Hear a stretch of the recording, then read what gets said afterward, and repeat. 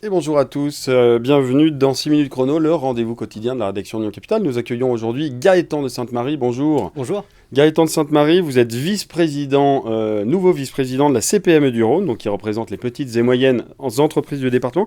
Vous êtes également président fondateur de Cantis. Alors Cantis, accélérateur de 30 000 entreprises françaises qui promeut la construction collective. Vous connaissez évidemment sur le bout des doigts le monde de l'entreprise.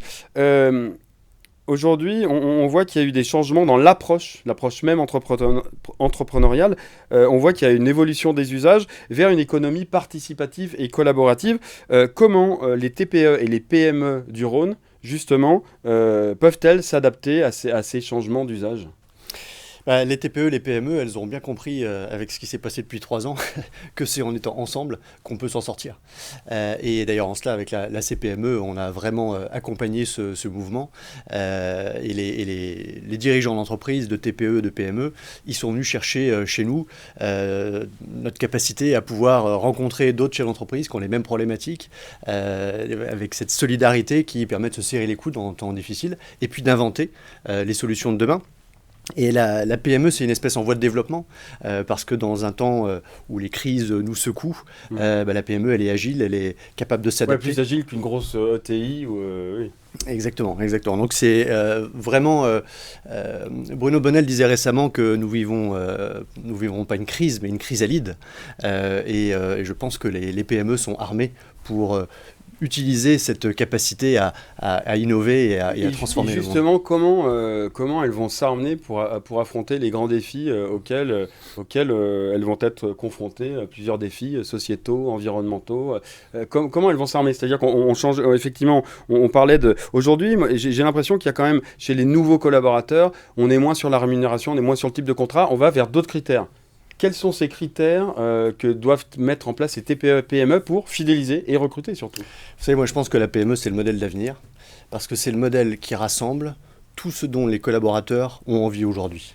Ce dont ils ont envie d'abord, c'est d'être en phase avec les valeurs. Aujourd'hui, un collaborateur, en fait, il choisit l'entreprise dans laquelle il va travailler. C'est plus comme avant. Et donc, il faut qu'il y ait une correspondance de valeurs entre l'entreprise dans laquelle il va travailler et puis les siennes. Et puis après, il faut qu'il ait le sentiment de participer à une mission. Et l'entreprise, en fait, elle a une mission. Elle a une mission de contribuer à ce que le monde soit meilleur demain.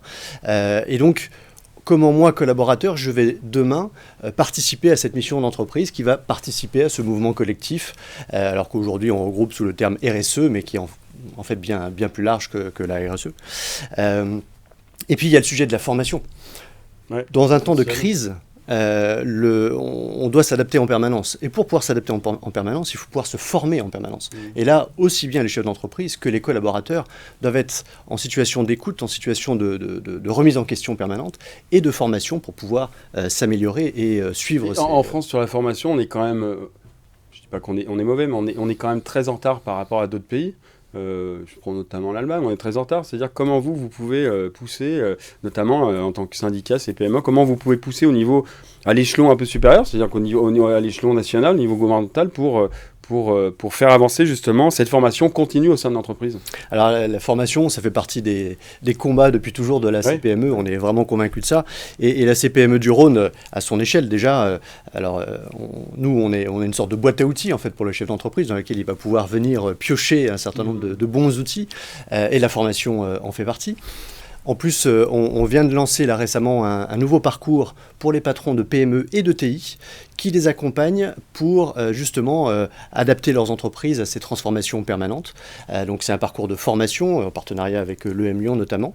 Et j'ai le plaisir d'ailleurs de vous annoncer qu'au printemps, on va proposer un événement inédit à Lyon autour des transformations et de l'innovation qui va permettre aux chefs d'entreprise de PME et de TI de venir avec quelques membres de son CODIR, COMEX, les membres qu'ils souhaitent, pour, pendant une journée, à la fois réfléchir différemment et en même temps produire un plan d'action qui leur permettra de travailler sur tel ou tel aspect plus spécifique. Donc sur des ateliers que vous allez mettre en place, donc printemps prochain, ça va se tenir où ? Ça va se tenir, on ne sait pas encore, ça fait partie du travail en cours, mais je peux vous assurer que à la fin de la journée, ces chefs d'entreprise, leurs équipes qui seront venus, ils vont repartir boostés et avec des véritables... on prendra rendez-vous. Vous parliez tout à l'heure d'agilité. Il y a plus d'agilité effectivement dans une petite entreprise qu'une ETI, par exemple.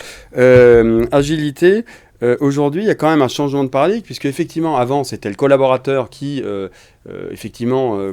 s'adaptait à l'entreprise. Aujourd'hui, c'est l'entreprise qui s'adapte aux collaborateurs. C'est compliqué quand même pour des chefs d'entreprise.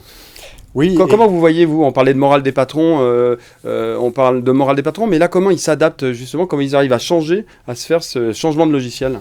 En fait, vous savez, on a toujours dit que les entreprises, elles étaient à l'écoute de leurs clients et l'écoute de leurs collaborateurs. Dans une PME, on est au contact de nos collaborateurs toute la journée. Donc en fait, on est très loin de l'image du patron qui est tout seul dans sa tour d'ivoire et qui décide tout seul. En fait, et c'est ce qui est magnifique aujourd'hui avec le collaboratif, c'est qu'on peut vraiment faire co-construire un certain nombre d'actions. Par exemple, dans mon entreprise en ce moment, on est en train de retravailler sur notre stratégie pour les 5 prochaines années. Eh bien, on l'a co-construit avec nos adhérents, avec nos partenaires, mais également, bien sûr, avec les collaborateurs de l'entreprise. Et du coup, ça donne une dynamique et ça permet de mettre tout le monde en cohérence avec le projet de l'entreprise et la mission de l'entreprise. Ok, en tout cas, on se donnera rendez-vous au printemps prochain pour reparler de cet événement, parce qu'encore une fois, effectivement, si sur ce plateau de Lyon Capital, on invite la CPME, c'est qu'effectivement, c'est un sujet quand même éminemment important, le développement, l'innovation dans les petites et moyennes entreprises. Merci beaucoup d'être venu sur le plateau. Merci à vous. Vous pouvez retrouver cette émission sur www.lyoncapital.fr. À très bientôt pour de nouvelles émissions. Bonne journée, au revoir.